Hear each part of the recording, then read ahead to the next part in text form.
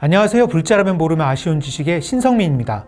연말 연시인데 코로나19가 다시 유행하는 상황이라서 많이들 힘드실 것 같아요. 그래서 오늘은 집에서 쉬면서 볼 수 있는 불교 애니메이션 몇 편을 소개해 보려 합니다.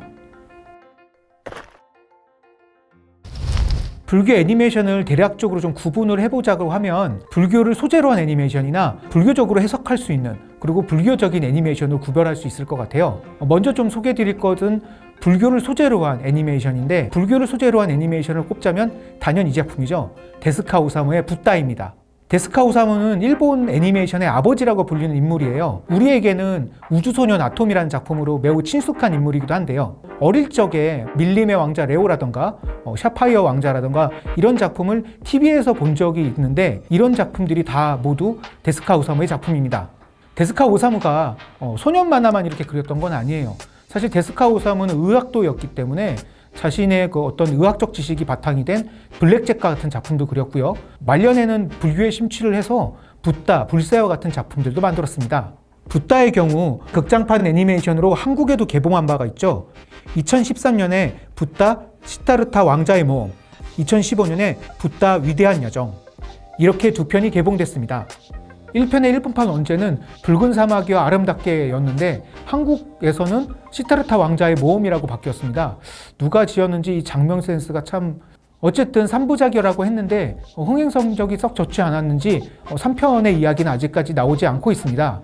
원작 스토리야 대부분 다 아는 부분이지만, 그래도 제가 조금 데스카 오사무의 붓다의 만화 원작보다 아쉬웠던 거는 그 만화 원작의 느낌이 그 애니메이션에 크게 반영되지 않았다는 점입니다. 그러다 보니까 조금 몰입도가 많이 떨어졌었는데요. 1편의 경우 다운로드나 이렇게 볼 수 있는 곳이 없지만, 2편의 그 위대한 여정편 같은 경우는 네이버 등에서 다운로드가 가능하니 보시고 싶은 분은 다운로드 받아서 보시면 될 것 같습니다. 사실 저 역시도 데스카 오사무의 붓다 전집, 한국에도 정발되어 있거든요. 그거를 보는 거를 조금 더 추천드립니다. 데스카 오사무의 작품 중 저는 개인적으로 붓다보다 더 위대한 작품이라고 보는 거는 이제 불세라는 작품인데, 그의 마지막 작품인 불세는 인간의 삶을 주제로 하고 있는 작품입니다. 작품은 인간이라는 미약한 존재가 불멸의 존재인 불사를 만나면서 벌이는 에피소드를 옴니버스 형식으로 다루고 있는데요. 시간과 공간도 고대부터 미래시대까지 지구와 우주를 오가며 다양하게 진행됩니다. 작품 속 불세가 인간들에게 매력적인 이유는 그 피를 마시면 영생을 얻는다고 여겨지기 때문입니다. 불세를 발견한 이들은 때로는 영생을 얻고자, 때로는 권력이나 야망을 위해서, 때로는 지식을 위해서 불세를 쫓고 제각기 자신들의 운명과 마주합니다. 새로운 문명이 탄생하고 흐트러지고 생명이 태어나고 죽는 다양한 일들이 불세라는 존재와 엮여 펼쳐지며 이야기가 만들어지죠. 애니메이션으로는 극장판 불세 봉황편이 있는데요. 한국에는 개봉되지 않아 좀 아쉬움이 많습니다. 이제는 불교로 해석될 수 있는 애니메이션을 이야기해 볼게요. 20세기부터 현재까지 가장 영향력 있는 애니메이션 감독을 뽑으라고 하면 단연 이 사람입니다. 미야자키 하야오. 사실 미야자키 하야오는 인물론만으로도 꽤 많은 이야기를 할 수 있는데, 오늘은 그 부분은 좀 스킵하고 본론으로 넘어가 이야기를 하겠습니다. 저는 미야자키 하야오 감독의 작품 중 그가 복귀를 선언하며 발표했던 작품인 센가치히로의 행방불명이라는 작품을 가장 높게 평가하는데요. 이건 어디까지나 제 취향이니까 태클은 사양합니다. 이 작품을 보면서 저는 거장이 이제 자기가 하고 싶은 이야기를 하기 시작했구나라는 생각을 했는데요. 무엇보다 이 작품은 매우 불교적입니다. 그래서 더 매력적이죠. 낯선 세계에 홀로 남겨진 치히로가 유바바라는 마녀를 만나 이름을 빼앗기고 일하게 되는 곳은 유옥입니다. 유옥, 우리말로는 기름집이라는 뜻인데요. 이걸 다시 말하면 불타는 집입니다. 이는 법화경에 나오는 유명한 비유인 삼계 화택과 맞닿죠. 화택은 생로병사와 우비고뇌로 점철된 이 세상을 뜻합니다. 이 세상을 태우는 또 하나의 중요한 불길은 지배욕과 소유욕 같은 욕망과 집착이죠. 유옥은 신들이 쉬어가는 곳이라고 하지만 매우 세속적인 공간입니다. 도마뱀 고기에 환장하고 사금을 보며 열광하는 조보몬과 항상 돈을 세고 있는 유바바는 이를 단적으로 보여주죠. 이곳에서 자신의 역할을 묵묵히 수행하는 사람은 치히로입니다. 목욕탕에 때를 벗기고 약수를 길어오죠.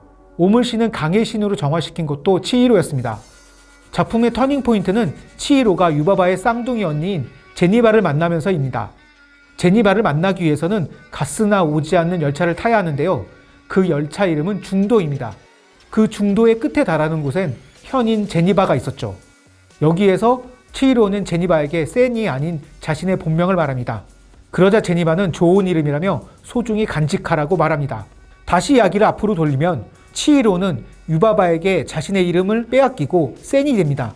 치히로가 한문으로는 일천천에 찾을 심자를 쓰는데요. 유바바는 여기서 찾을 심자를 빼버립니다. 자신의 이름은 곧 자신의 정체성입니다.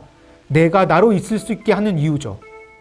나를 잊지 않고 본래 나로 사는 것, 그렇게 살아가는 것을 치히로라는 어린 소년은 보여주는 것이죠.